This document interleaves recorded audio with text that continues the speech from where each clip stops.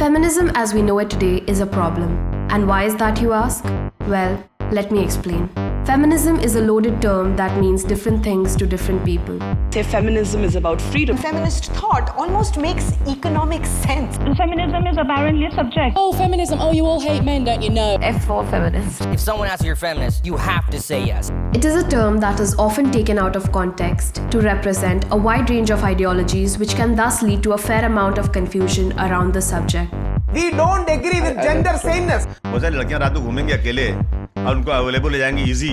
हर चीज का दारोमदार क्या सिर्फ औरत पर ही आता है? Gentleman is actually a sexist word. Fight for your rights, but don't fight too hard. We have the best culture. In our culture, there is no place for a woman. And that's the whole point why it's so fucking misunderstood. So let's start with the basics. Hey Siri, what's the definition of feminism? Feminism is defined as the theory of the political, economic, and social equality of the sexes. Let me repeat that. Equality of the sexes. Nothing more, nothing less. It does not mean that women are better than men. It does not mean that only women's voices must be heard. It does not mean picking up the tab on a date or free drinks on ladies' night. And it definitely does not mean anti-male bra-burning protests where women grow their armpit hair and reject traditional ideals of beauty. It's a word that represents a movement to advocate the equal right of all gender identities. So if it's that simple, why is it so misunderstood? Well, for starters, it's kinda gotten a bad rep. We often get stuck in semantics. For me, feminism as a word is far more controversial than feminism as a movement ever has been. While the word does include the syllable fem, it does not pertain to rights of women only. Much like mankind does not pertain to the existence of men only. Over the years, the word feminism, and more so the movement it represents, has come to mean a lot of things. Spanning 120 years, the feminist movement in the West has evolved from acquiring the right to vote to challenging traditional gender roles, and more recently, it has expanded to cover financial, political, and social inequalities at large.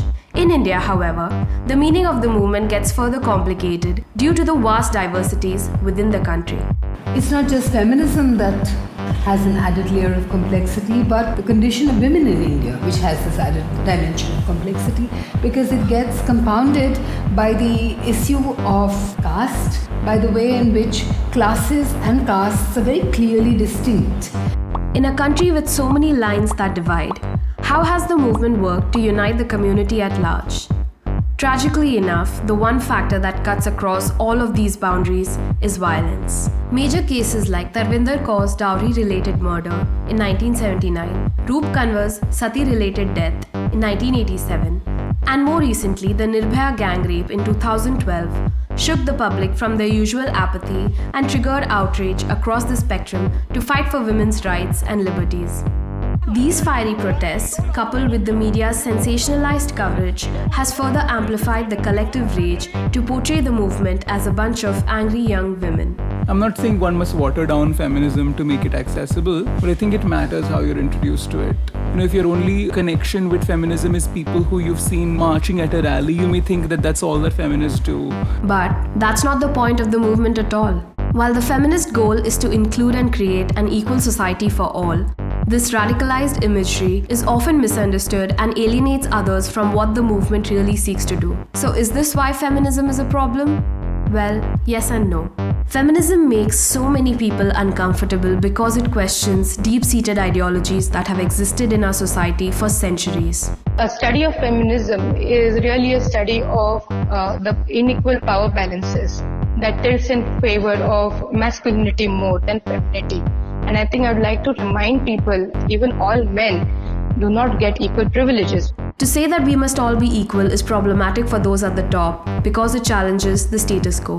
However, those at the top aren't to be blamed for this alone. By distancing ourselves from the very notion of feminism, we unknowingly perpetuate prejudice and inequality. And that, my friends, is the problem.